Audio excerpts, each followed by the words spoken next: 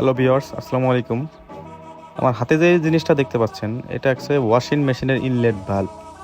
তো এটা আসলে ব্লক হয়ে গেছে পানির আয়রনের কারণে। তো এটা আমরা এখন ওয়াশ করে দিব। এই দেখেন কি পরিমাণে আয়রন জমছে। তো এইটা খারাপ হলে বেশিরভাগ হয় কি ফোরসি লেখা আসে, আপনার ওয়াশ টাইম কমে যায় ওয়াশিং মেশিনের। এই ধরনের সমস্যা ফেস করতে থাকেন। তো আমরা এটা এখন নিয়ে আসছি, এটা এখন ওয়াশ করব। ওয়াশ করে দিলে আবার আগের নতুনের মতো হয়ে যাবে। এইসব পার্টস গুলো সব ওয়াশ করে দেবো। এই যে দেখেন এইসব জায়গাতে কি পরিমাণে আয়রন জমে গেছে।